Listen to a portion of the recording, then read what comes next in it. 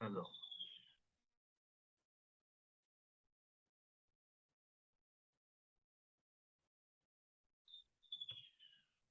Hello.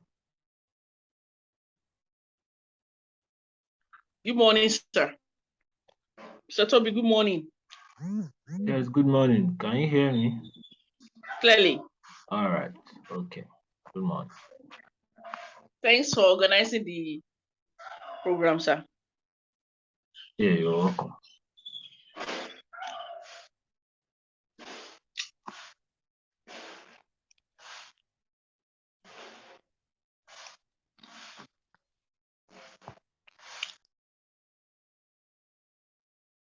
Okay, I just need to bring up the screen.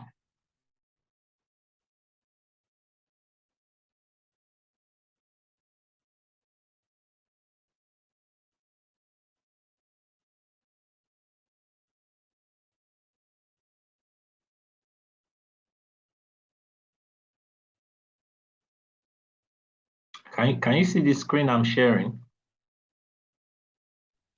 Yes, I can see your screen. Farm to export. Welcome to Okay. first series of the Farm to Export Okay, all right. Masterclass. Okay.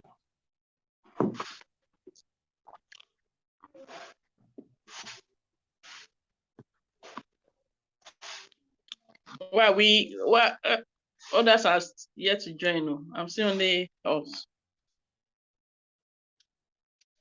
Is there a way we can send a reminder on the platform so that people will know we have started, sir? Yes, I'll do that now, but we are not going to be wasting time. If anybody who misses it can actually watch the Okay, it's recorded going to be class. recorded. That's good. That's good. That's good.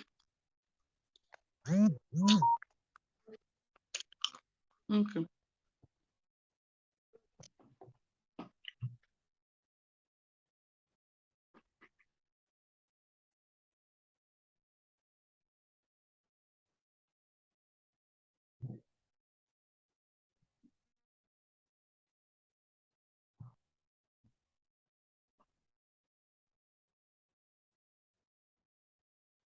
Okay, so today we are going to be talking about export opportunities in southwestern part of Nigeria. And we are going to be considering looking at the states that are involved and how we can actually make an opportunity of what's in our environment uh, for export. So this is the fourth series. It's not the first series. I think that should be a mistake. So this is the fourth class. So we are going to have for different regions in the country also. So that will just give us a broad outlook into the geographical areas in the country and the different kind of opportunities that we can get from around us, so that as farmers we can know what to plant or what not to plant, the short-term crops to go into, the long-term crops to go into that can actually yield good export value for us. So we are still going to be considering other areas like south, southeast, and the northern areas too. So these are opportunities based on the outlook of the environment around us. What kind of agricultural crop or produce that is actually sustainable for us. Like what we can plant in Southwest is not what they can plant in the North. What is being planted in the North might not do very fine here in Southwest. So those are just parts of what we'll be looking at. And then how close are we to the ports and other operational structures? How close is your own area or is your own region? Do you have to move things from where you are down to another location to be able to export? We'll be looking at other operational structures around us like the CAC, NEPC, quality test offices, and other things like that also for the class. So in Southwest, we have Lagos, we have Ogun, we have Oyo, Osun, Ondo, and Ekiti around us. So we know that the weather in Southwest is actually still very okay, very good, because currently there is rain. Even though the rain is not like what some farmers are expecting, but it rains more in some areas than in some areas. Some areas experience the rain more than some other areas. So farmers that have control of the irrigation system might not really be affected at the end of the day with the variation of water and all that. So with the way the country is structured, southwestern states are prone to export activities more than other regions in the country because the seaport is in Lagos, and there are other ports around the country also, but they are not as busy, they are not as active as the one in Lagos. That's because there's no structure that maybe or guideline, let me say guideline, that fix the number of ship that can come to a particular port. So if there are guidelines like that, once Lagos has its own maximum number of ship, other ship has to bet at other ports. So if it was like that, all other ports around the country will be able to function better. So Lagos will not just be jam-packed and all that. So other regions can have easy access to different kind of facility also. And apart from that, the airport in Lagos is still the busiest. It's still the busiest. So even as a small scale food processor, as a small scale farmer that is just using your backyard, to plant vegetables, to plant something like in my compound, for instance, I have almost a plot of land in front of me that is just vacant and all that. And there are vegetables there, So let's say you are just using your own compound to plant, like an example is bitter leaf. Bitter leaf, then you process it, you dry the leaf, you pack it. That's a product on its own. You can label it, and all that. And let's say that's what you ship. It's easier for you to ship it through Lagos airport in Lagos than, let's say you are living in Ibadan, for instance. Let's say you are living in Ibadan, for instance. That means you have to come. That means you have to come from Ibadan. You have to come down to Lagos to actually send that bitter leaf, to actually send it to your client. And if you are in Abuja, for instance, because I have students like in different areas of the country, and this is one of the issues that we usually have. Like, how will they be able to, like, if you're in Abuja, if you're in Ilorin, Kwara State, if you're in Kano, if you're in Enugu, Owerri, Abia State, Port Harcourt, Delta, so all these areas, all these pinpoints, how can you be able to use the port, the airport? Because sometimes what you want to ship out is just maybe 5 kilograms, maybe 500 grams, maybe 1 kilogram, maybe 50 kilograms. So all this, you need to just pay attention to it. So sometimes you might need a logistics, you might put in a logistics system into your business so that, even if you are in Osun State, yes, Osun State, Ekiti State, like those are states that they don't really have when it comes to airport and all that. I don't think there is an international airport in those states. So you need to put in a structure that sends your goods, your product to Lagos or to where you have an international airport that can help you in shipping your products to another country. So other ports, they are not as busy as I'm talking about the airport now. They are not as busy as the one in Lagos. So a lot of people come in and out of Lagos because of business purpose and all that. So that has given Lagos an advantage that a lot of people send their products through the Lagos airport. Even when your state has an international airport, you don't get the logistics service you need, like the agents you need. The big players when it comes to air freight, logistics like NACO and SACO, they are all in Lagos. So you do have other logistics companies in other states, but most of them, what they do is they aggregate the products, they bring all the products together. So let's say there are 10 farmers, 20 farmers in a particular environment, in a particular area. You have dried vegetable, 10 kilogram. You have maybe fish products, 50 kilogram.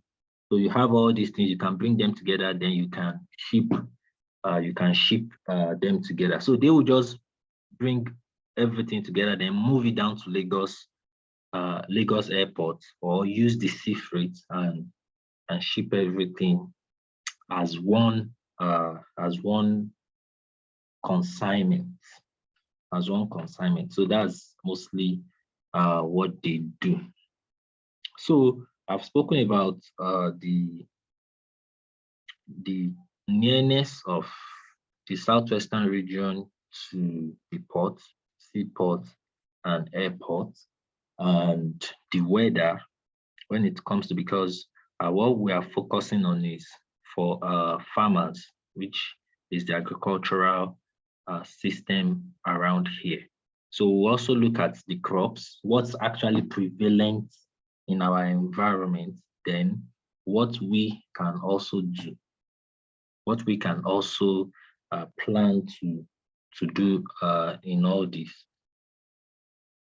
So some exportable vegetables and crops you can get from Southwest. You can get cocoa, you can get cotton, you can get yam, cassava, mango, soybeans, ginger, turmeric. You can get cucumber, you can get pepper, you can get a lot of crops from Southwest. Even though most of our agricultural commodities, when it comes to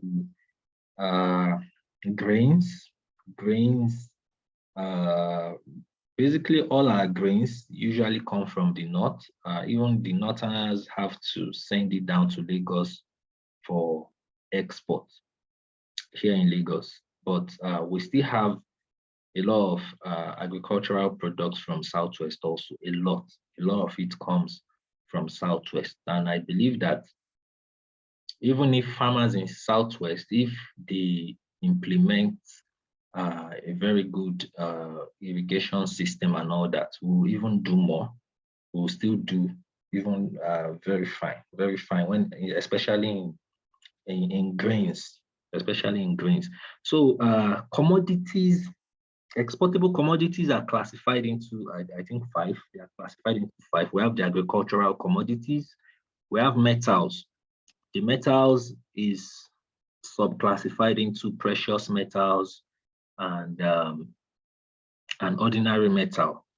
So we have precious metals like the gold, silver, diamond, and things like that. We have the ordinary metal like lithium, manganese, magnesium, all these other metals that are used for semiconductors on our phones, on our laptops, and for different technological parts. Then all these commodities, all these metals, agricultural, all these things, we have them in Nigeria. We have them in Nigeria, but we are only going to be considering agricultural commodities, livestock and meat. Those are the two classes that we'll be focusing on. Then there is also forestry products. So the forestry products talks about wood, different kind of trees, different kind of wood, then charcoal, coal, any product that comes from wood that you have to export falls under that category.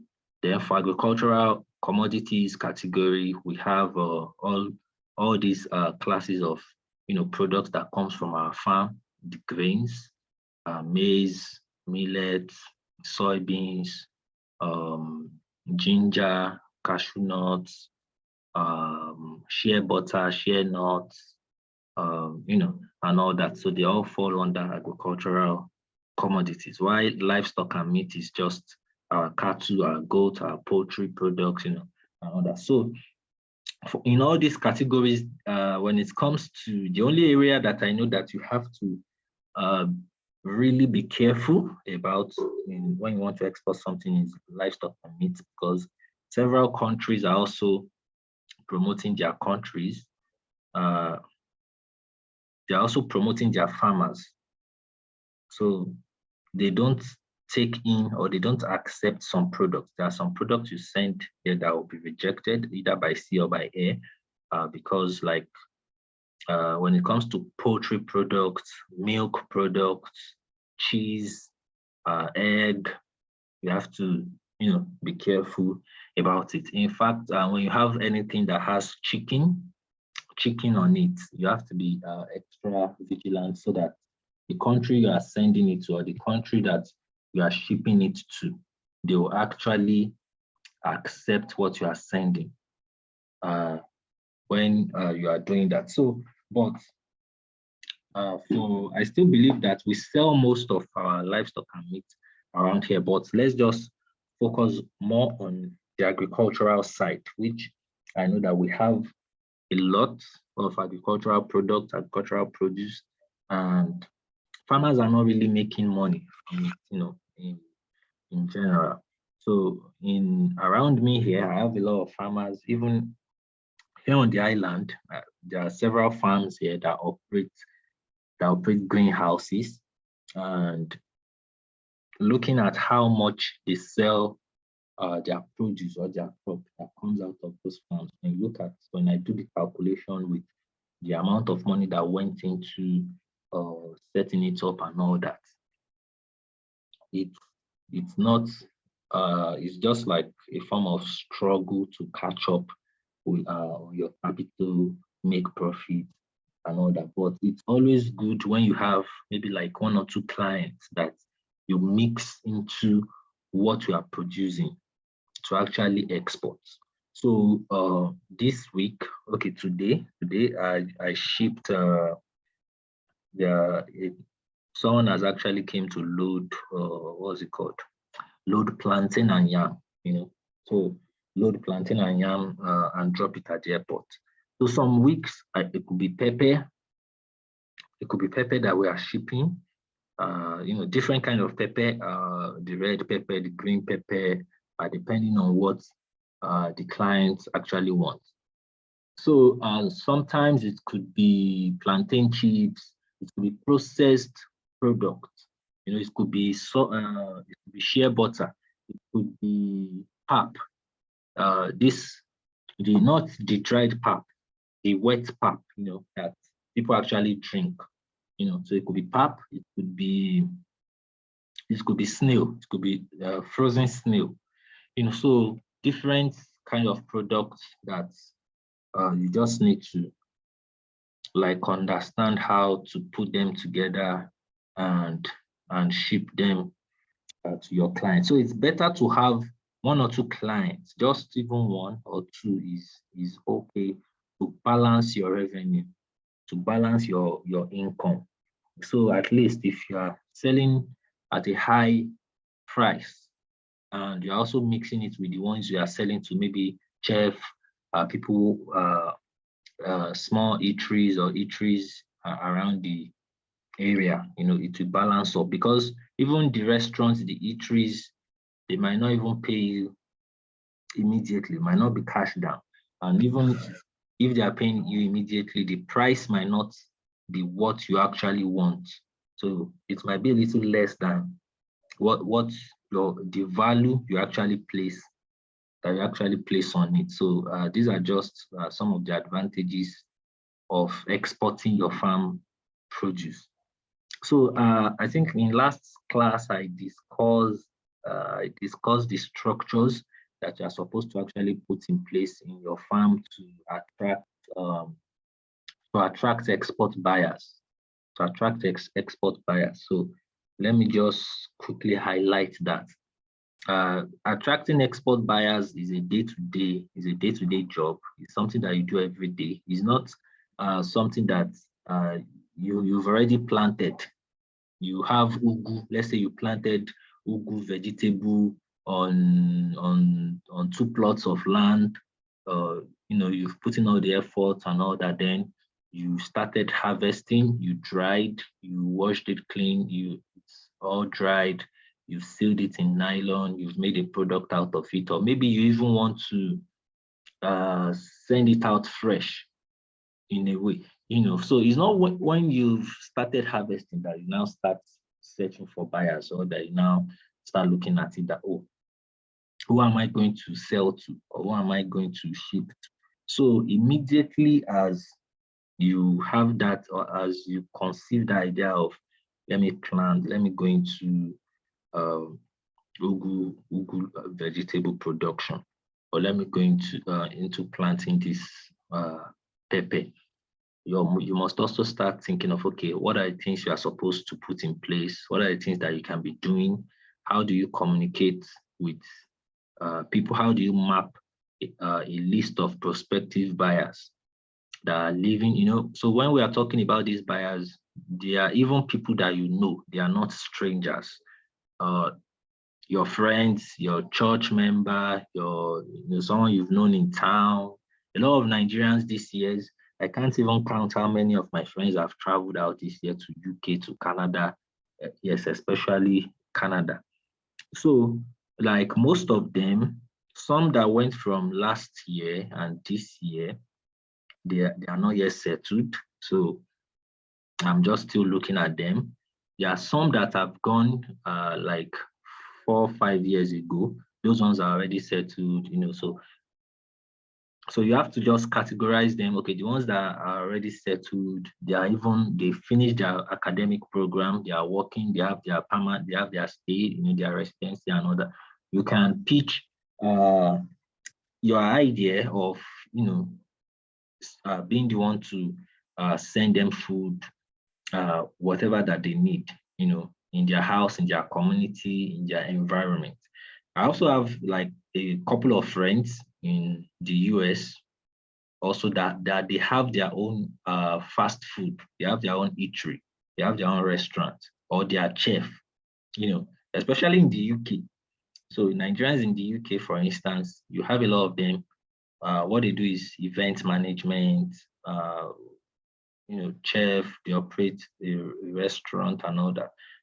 Also in Europe, you have a lot of them. So once you are able to just come up with a list, come up with an action plan, you get to communicate with these people every day, sending them messages, let them see your farm, let them see what you are doing, let them have a timeline of when you start harvesting.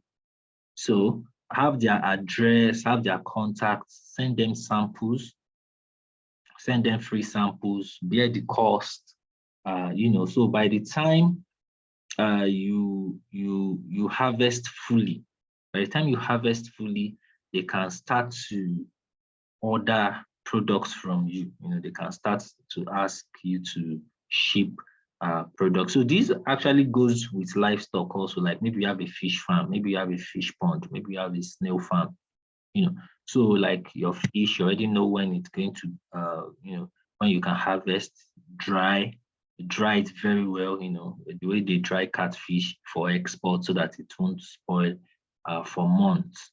So you do all that. So when they even see it, they are happy. They will be the one to now recommend you to other people.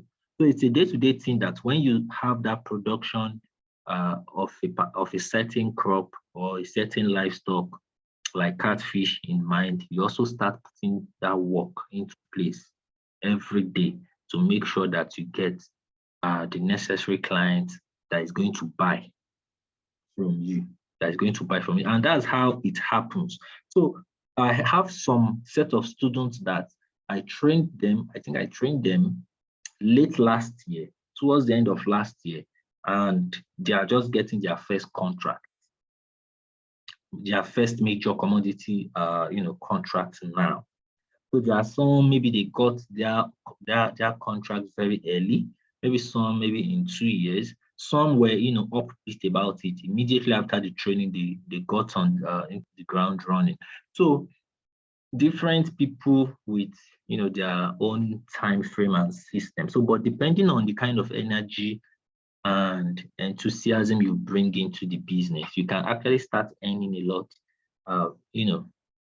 from it immediately. So if it should now get to a point that the structures you've set for buyers might not be needed anymore, and you'll still be selling.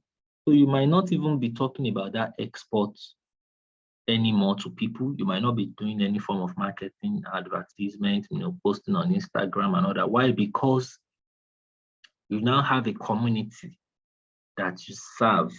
So when you have that mindset that I have maybe 5 friends in Finland, or I have like I have some couple of friends now in Estonia, and I've been trying to do my research around the number of Nigerians in Estonia, for instance.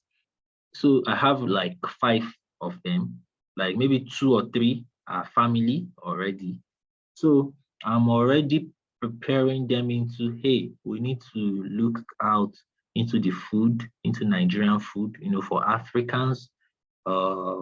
Nigeria, Ghana, and other countries, the food that we eat is not really that different. So we can still serve about 4 or 5, community in that area. So now the discussion is going on. Then it will get to a stage, okay, we start pulling some products and we start sending it. Try and error, if they like it or not. So then their community also grows, because more Nigerians are still traveling. So the community is also growing, and then there is need for Nigerian food, more Nigerian food. And that's how this business is. So before you know it, you start by sending 5 kilograms. Like the product we sent this morning should not be less than about maybe 300 kilogram worth. So in a month or in a week, maybe you are shipping 2 tons of food stuff. Then in a month, you are shipping up to 5-10 tons of food stuff.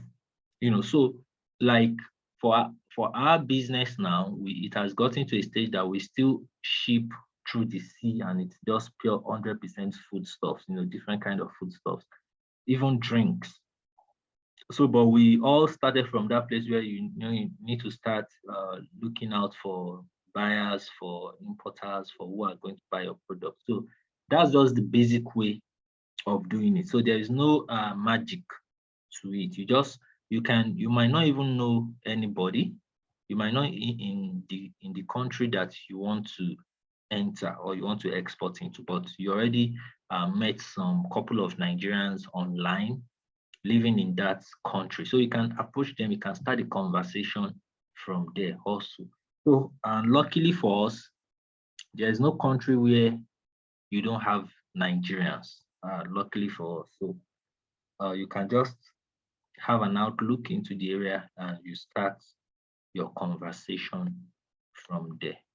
So let me just continue with our slide so don't waste much time from there. Okay, so in Lagos, because of how Lagos is and the structure of things here, we don't really have much agricultural commodities like Lagos. We don't have big farm where we plant ginger, where we plant cotton and all that, but we do have vegetables in and out of Lagos. Even though the majority of vegetables that are consumed inside Lagos, they still come outside. They still come from areas like Ijebu, Ogun State, actually, or your state, Osun State also. All these states, they still supply most of Lagos food.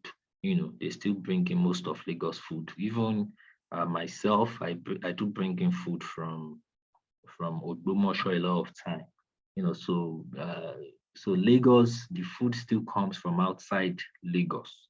So Lagos doesn't have much when it comes to agricultural, but you can still get vegetables inside Lagos. Then livestock and meat in Lagos because of the sea, the water, and all that. So a lot of fish ponds are in Lagos, especially in areas like Epe, which are like on the boundary, the outskirts, Bejuleki, and all that. You have a lot of fish farms around there. Then there's crab, there's crayfish, anything that has to do with uh, aquatic or fish, something like that. Around Lagos, you have a lot of it that you can get from Lagos for export. So maybe when you buy, you have to wash, process, remove whatever dirt, then you dry it up, oven dried or sun dried, depending on what your buyer is asking you to send. So you pack it up, seal it up in nylon, in containers, and send to your client. So in Lagos, farmers in Lagos need to focus more on processing into exportable products. Yes, so in Lagos, because of the few products that we have here, if you can bring in the kind of vegetables that you need, or the kind of products or produce that you need to Lagos for processing, it's going to be better because you are very close to the port. You are very close to the areas where and the agents and the services, the structures, everything is in Lagos. You have everything in Lagos. You have the NEPC office here. You have the the people who will help you with phytosanitary, the people who help you with the test quality on the products, the logistics people who help you to forward and all that. You have them just at your fingertip. So if you can have finished products or semi-finished products for exports in Lagos, you are very, very okay. Then for Ogun State has a lot of bananas and plantains. There is pineapple, there's vegetables there also. They have cassava, and there's also maize in Ogun State. All southwestern states actually are able to plant maize in exportable volume, except for Lagos. Except for Lagos. So in livestock and meat, you can do there's a lot of poultry products, frozen chicken coming out of Ogun State. A lot of it coming out of there.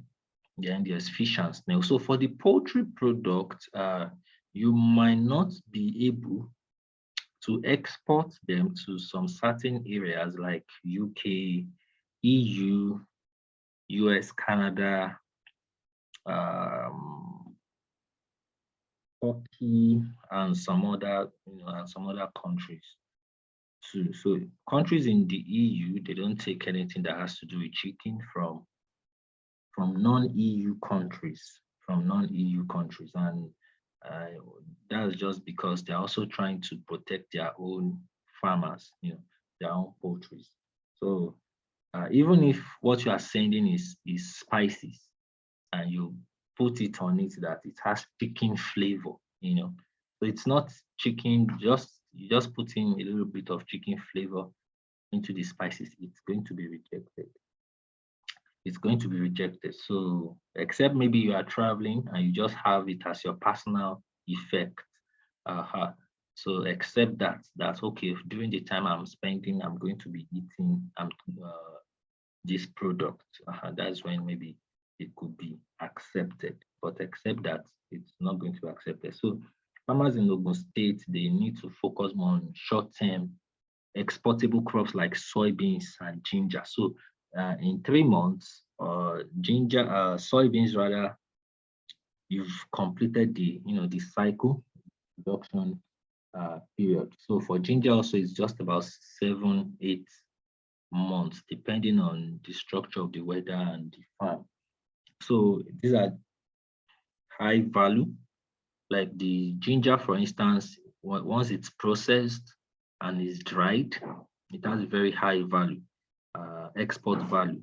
Soybean has a very high turnover when it comes to export, because lots of companies, lots of buyers use soybean.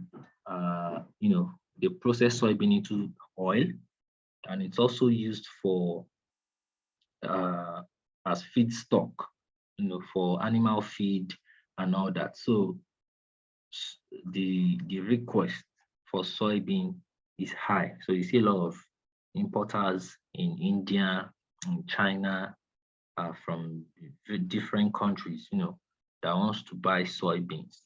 And then soybeans is cheaper, though not anymore, because of the inflation, because of the insecurity, the terrorism and all that is happening in the country. So a lot of farmers who actually produce large scale volume of soybeans, most of them have abandoned their farm, which has reduced the quantity and volume of soybeans that is coming out from our northern farms. So this has also affected the pricing of all commodities right now, all commodities. So these are just some of the things that farmers in Ogun State are supposed to look into. Then in Osun State, we have plantain, we have cocoa, we have yam, we have cassava, there's vegetables, there's maize in Osun State. And there's livestock, cattle, goats, poultry, also in Osun State. So like these cattle and goats are beef products, not all countries also accept beef product, because they know their farmers also have beef, and so, and when you look at the farms in developed countries, their farms are better than what we have in third world countries. So so most times at the custom port, they might just think what you are bringing could poison their own people or their own citizens. So they might not allow that. But when it comes to goat milk is highly exportable because of cosmetic companies, especially in the EU. So once it passes the test, the quality test and the quality standard, it's very exportable, and it's very expensive also. So farmers in Osun State, because of the very high production volume of plantain in Osun State, should be considering processing it, because a lot of that product gets spoiled.